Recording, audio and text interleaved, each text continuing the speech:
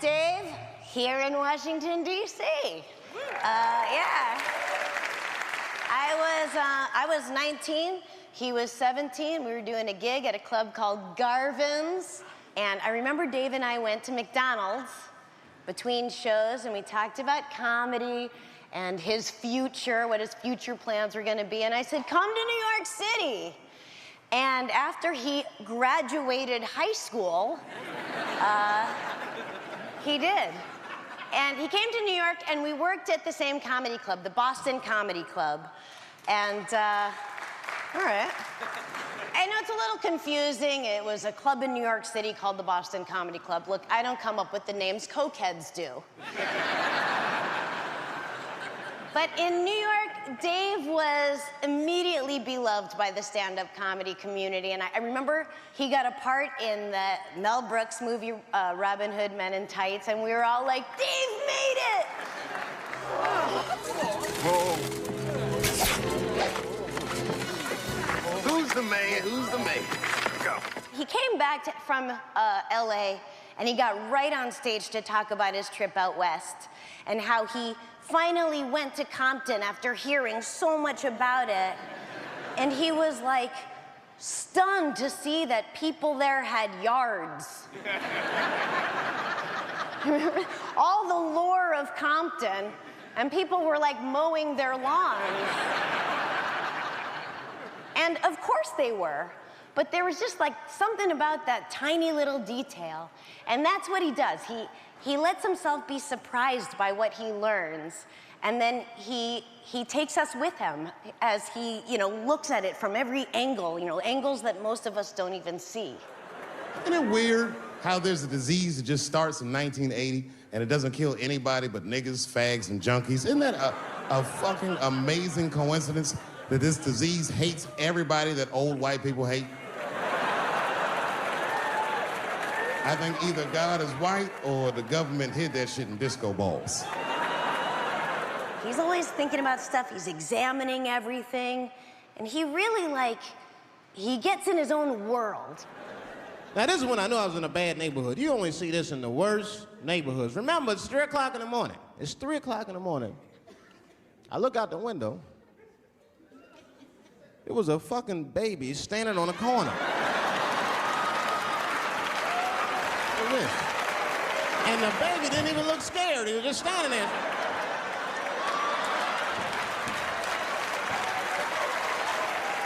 I mean, it made me sad. It made me sad, really. Because I wanted to help the baby. I was like, I don't trust you either. I'm sorry. Click. Click. I remember we were together in Vancouver, and he came over to smoke a joint. And that's exactly what he did. He came over, and he smoked a joint. The whole thing. Like by himself. While pontificating about everything that's wrong with the world. I'll tell you what's wrong with the world. A lack of sharing. I think it's puff, puff, pass, not puff, puff, puff, puff.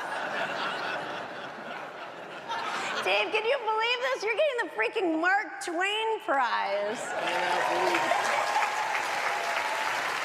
You deserve it. It's the right thing. It's actually perfect that you're getting the Mark Twain Prize because you both love using the N-word in your masterpieces. Why is it that I can say the word nigger with impunity, but I can't say the word faggot? And she said, because, David, you are not gay. I said, well, Renee, I'm not a nigger either.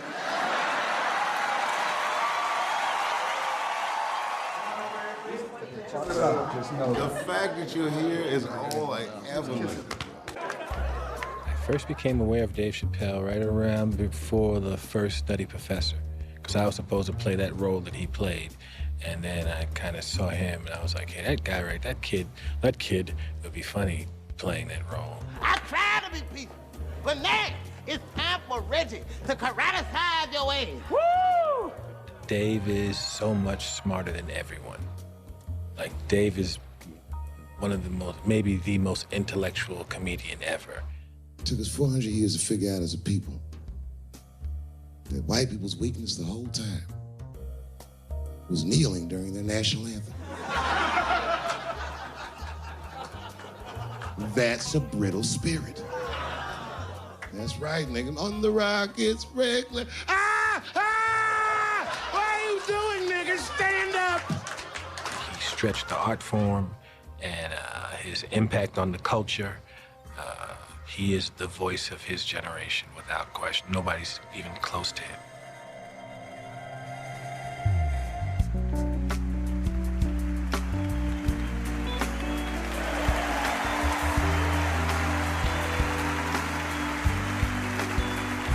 Wow. All right, okay. My daughter's back there, and I'm just so grateful, Dave, that I got to meet you before I had my daughter.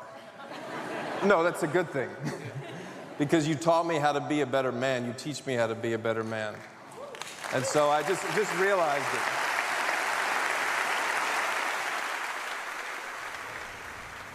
That's him, right? That's your boy. Jack, he's as old now as you were when I met you.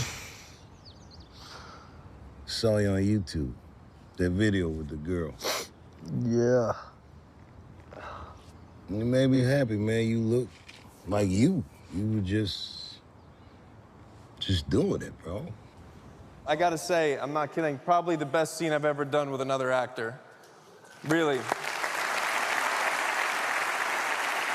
I wrote it for you. It took 2 years, but you gave your soul to me in that day. And the fact that you showed up, I mean, I couldn't believe it. I couldn't believe you did me that favor. And I'll never forget it, man. And I love that it's locked forever on screen because it was so beautiful. And the whole set was just crackling with what happens when you're around Dave Chapelle. So this is a very, very unique individual. The other thing I just want to say is I don't know how it happened. I don't know with the genetics and growing up in DC, the Duke Ellington School, first doing stand-up at 8 years old, I don't know what combination occurred to make you who you are. But I'm just so lucky I'm alive the same time you are so I can watch you be a human and an artist.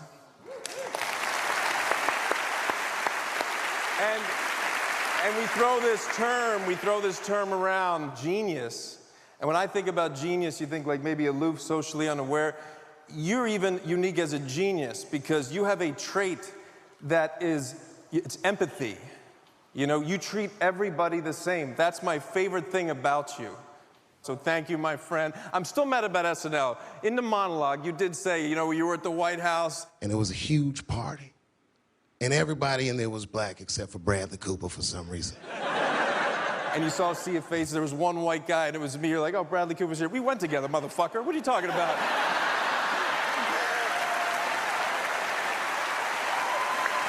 I love you, bro. I love you.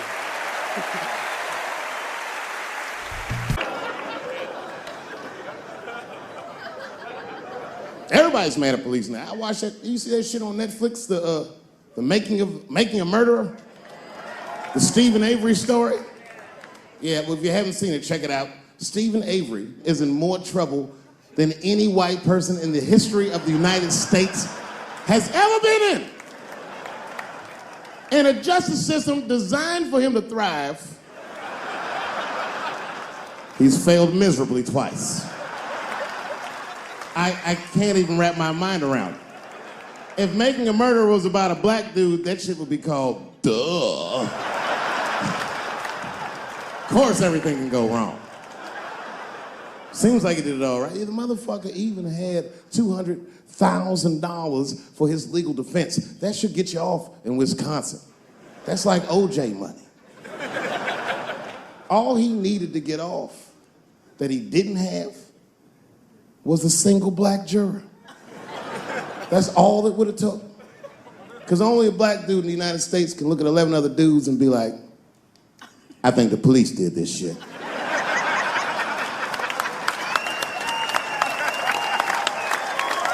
He's fucked up in the game. That's how OJ got off. I've been watching that new OJ show. I can't get enough of that shit. Doesn't it bring back good memories? But I forgot how, like, just how polarizing that OJ case was. And you know, I've met OJ Simpson on 4 different occasions in my life. And before the end of the show, I will tell you about each of those occasions. The first time I met OJ Simpson, I was in Santa Monica. Santa Monica? Yeah. I can't believe a black dude was like, Santa Monica. He was the last niggas I was expecting to say that. Let's see your shoes. You got some Vans on, nigga? What you got on? Santa Monica! You? At the time, I was 18. I had done a show, and then a guy from the club came up and was like, hey, O.J. Simpson's here, and he said he wants to meet you. I said, what? Fuck yeah. I ran down the steps, and O.J. was down there. He was like, hey, yo, man, how are you? It's very good to meet you, and you're doing really good work, and I hope good things happen for you in your life. I was like, man, thanks, Mr. Juice. Standing beside him, well, I don't know the nice way to say this, his soon-to-be slain wife. Ladies and gentlemen, man the fuck up or you're not gonna make it through the end of this show. Just man the fuck up.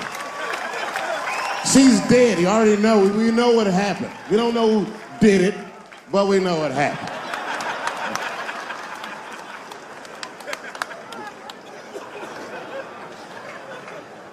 I should tell you that woman was very nice to me. She actually embraced me. She said, I think you're adorable. And she hugged me. She goes, good luck to you. And she held me for a long time. And I whispered in her ear, bitch, are you trying to get us both killed?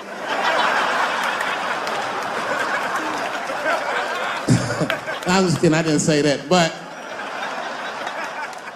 that was the first time in a nutshell.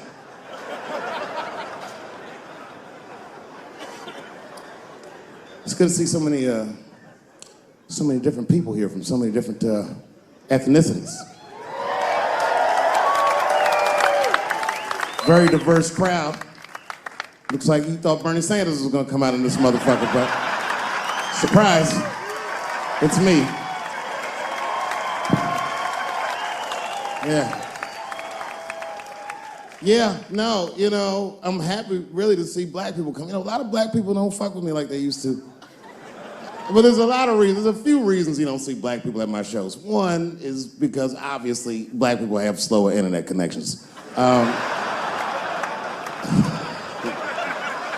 I mean, that would be my guess. I don't know what. Actually, my own actions drew a wedge between me and the community I hold so dear. A couple of weeks ago, I was supposed to be in Flint, Michigan for a charity benefit that was supposed to raise awareness for the appalling condition of the water in Flint. I don't know if you know this, but the water in Flint is fucking poisonous. It's actually making people sick. I mean, Hollywood people like, so what? At least they have water. But this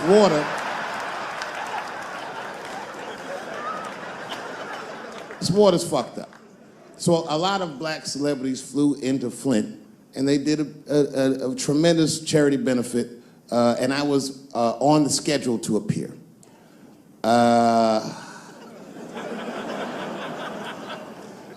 So the reason a lot of people haven't heard about this benefit, it was the same day as the Oscars.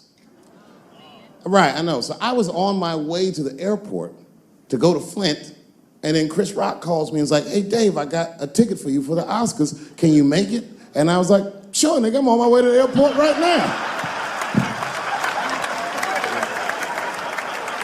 Oh, come on, man. What am I gonna do about that water? What am I, a fucking superhero? I need to have fun. I need to live too. I didn't fuck that water up. Stevie Wonder was there. They didn't need me. I'm sorry, everybody. I've never been to the Oscars. You've seen the movies I make.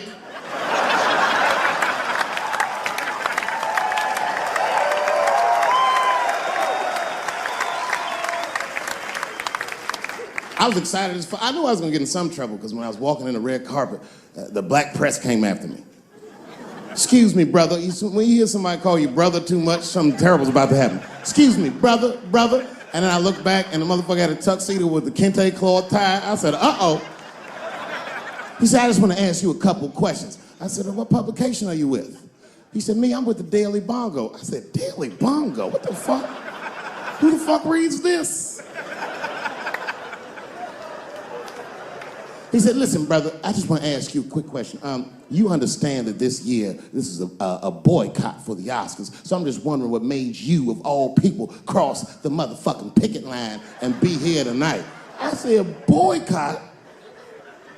Nigga, I haven't been working in 10 years. You mean boycott? I've been on strike. Y'all niggas didn't stop working.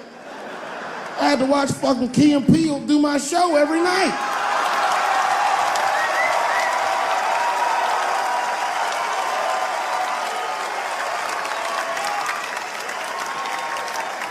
Fuck the Daily Bongo is what I said. I went to Oscars and had a wonderful time. I went in that fucking green room. It was filled with so many stars, I couldn't even believe what I was seeing. Hollywood was seducing me all over again.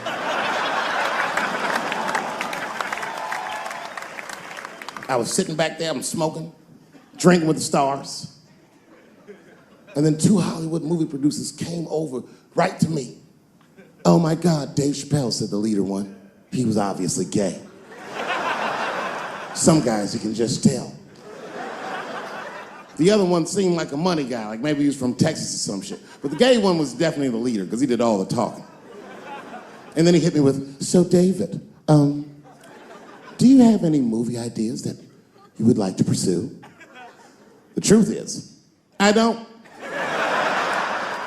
But if you know the game, you're not supposed to tell motherfuckers you don't have ideas. I was like, yeah, man, I got plenty of ideas. And he called my bluff. Really? Like what? Huh? Oh.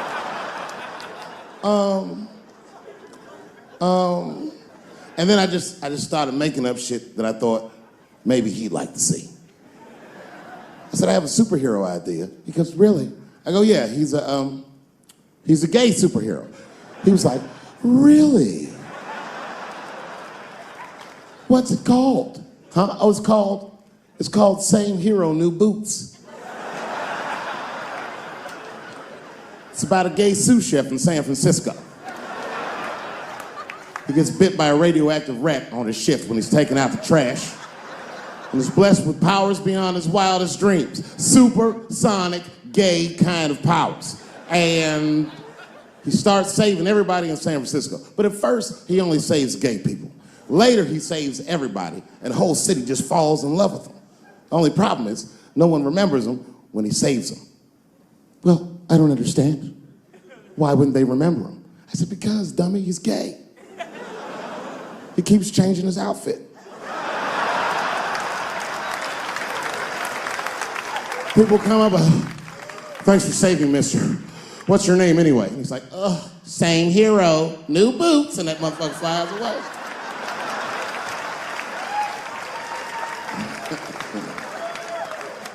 He was like, I like it a lot. The Texan didn't like that shit at all. He was upset. That's impossible, gay superhero. I said, what? Well, I have others. I have a superhero you love because he's stronger than Superman and he fights for truth, justice, and the American way like Superman, but more than Superman. He beats up Mexicans for no reason.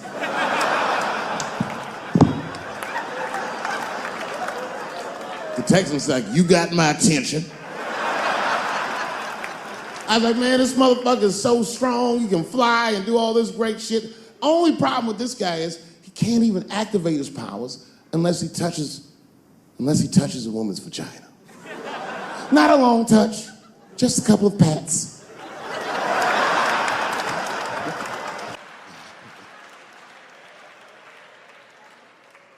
She gotta picture it, okay? Like say I'm in bed and sleeping, and suddenly my wife wakes me up. David, wake up. And I'm like, oh, look who's come around. And I pull my dick over the top of my pajamas.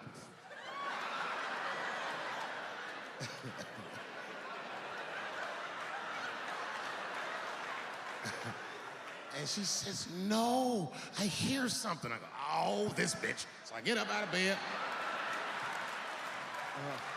grab the gun. I say, wait here, baby, I'll go check it out. Just lock the door behind me. Oh my God, she's right there in the kitchen is a heroin-addicted white, and he's digging through the change jar by the door. I worked really hard for that change. I gotta do something. So first, I wrap the shotgun. Hey, motherfucker, click, clack. That's a test. That click, clack sound will stop a rational human being in their tracks. But sure enough, this person is not rational. They're sick on drugs. They're digging in the change. I gotta act fast. This nigga's almost got $1.50. I warned you, birdshot. And there it goes. Hot BBs will permeate his yellow heroin skin. Remember, I'm not killing him. I'm just peppering him up nice. He lets out a heroin scream.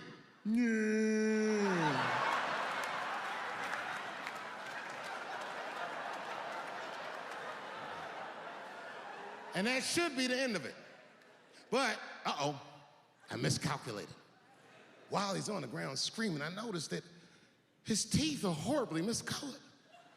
That's not heroin at all, is it? That's crystal meth. He pops right back up unscathed. Roar!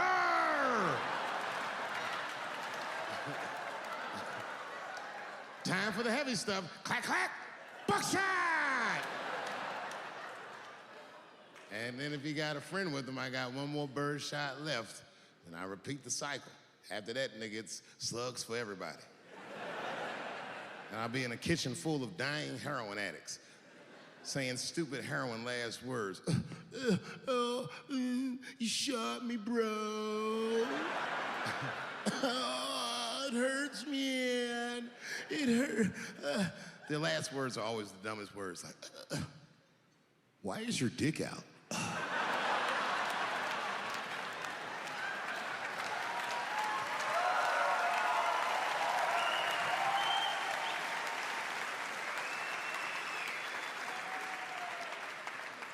I'm just afraid of being attacked. Happens to the best of us. Don't ever forget what happened to that French actor. You know what I'm talking about? Juicy Smouillet. He's a very famous French actor.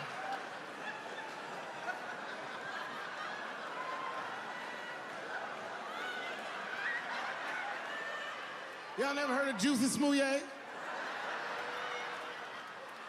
Juicy Smouillet is an actor from France.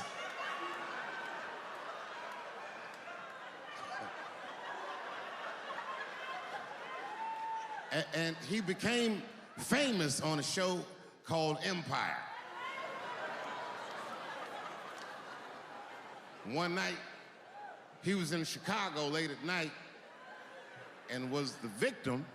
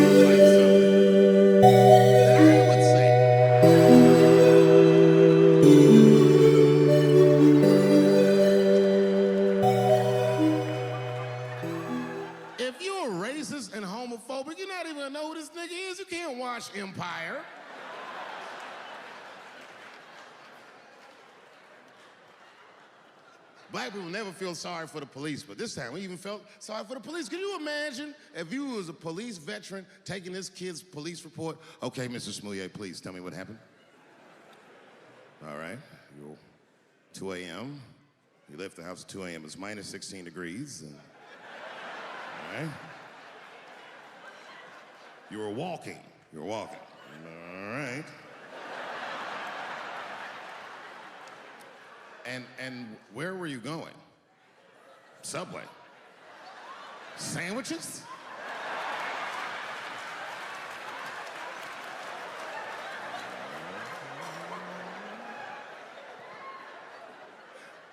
That's when the men approached you? Did you see them? Do you have any? Okay, what do they have on? MAGA hats. MAGA hats on in Chicago. Excuse me one second, Mr. Smouye. Frank, come here for a second. Find out where Kanye West was last night.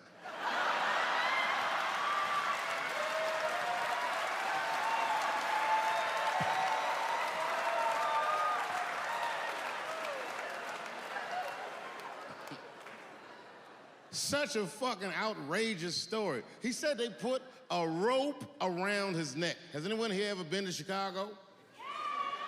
Yeah. All right, so you've been there. Now tell me, how much rope do you remember seeing? Who the fuck is carrying rope? Like, when did you get mugged, nigga, in 1850? Who's got rope? Who's got rope?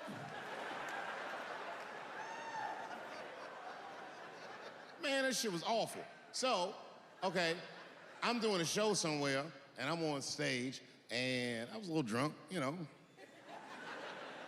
And I figured, fuck it, let me talk about that nigga a little bit. I figured to be safe, because, you know, everybody's phones are locked up. And I went in on this kid. I was talking all kinds of shit. Now, I didn't know that there was a journalist in the audience. And unfortunately for me, that motherfucker took impeccable notes. He told everybody everything I said. He was even putting the jokes in the headline. The headline said, Dave Chapelle says he wants to smash a dollhouse over Juicy Smouye's head.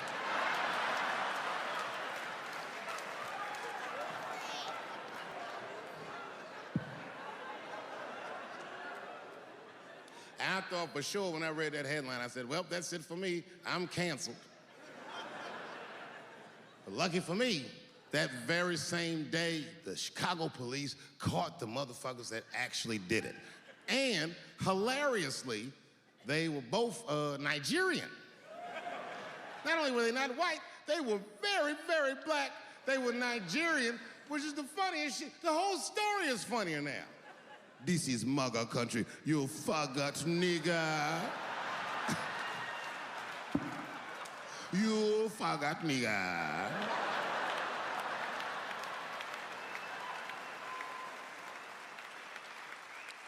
If you're in a group that I made fun of, then just know that I probably will only make fun of you if I see myself in you. I make fun of poor white people because I was once poor. And I know that the only difference between a poor black person and a poor white person is that a poor white person feels like it's not supposed to be happening to them.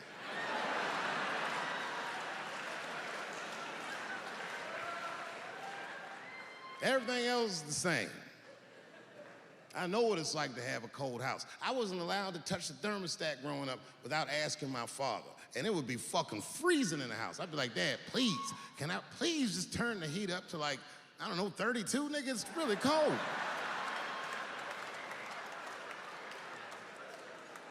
And my dad would say, just put more clothes on, David. Got all three of my outfits on, nigga. When you look at me, I'm freezing up here. And he said, just don't think about how cold you are, David. And I said this, I didn't say it to him, but I said it in front of him so he could hear it. I said, I fucking hate being poor. And my dad got really upset. He didn't scream or holler, that wasn't his way. He just threw his newspaper on the floor and he said, David, David, David, you are not poor. He said, poor is a mentality.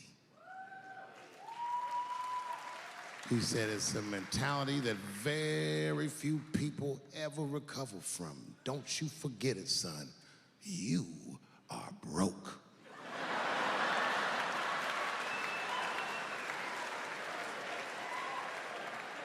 He said, these are just financial circumstances that I hope to overcome one day very soon. And I said, well, Dad, whatever you want to call this, it's wildly uncomfortable. There was a big dance coming up in the middle school. I was 12 years old. I said, Dad, can I go to the dance? He said, of course you can go to the dance. I want you to get out and meet some more kids. I said, great. It costs $3 to get in. And my dad said, ooh. Sorry, son, I don't have it. I was like, what the fuck? You don't have $3? Well, then how are we alive, Dad?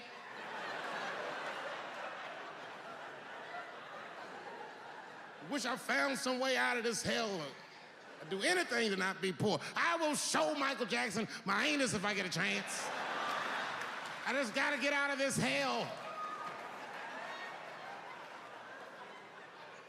Dad said, if you want to go to the dance bad enough, I tell you what, if there's some money in the change jar, get the money from there.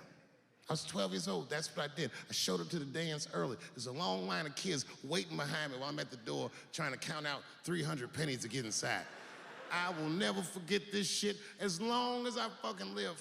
Oh man, you know, if you've been poor, you know what that feels like. You ashamed all the time. Feels like it's your fault. And all them kids was laughing, ha, ha, ha. Look how poor Dave Chapelle is.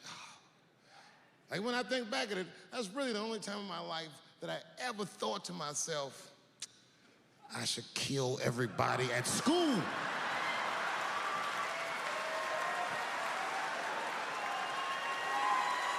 Thank you very much, everybody, and good night. Got loyalty, got royalty inside. This is why they say that hip-hop has done more damage to young African Americans than racism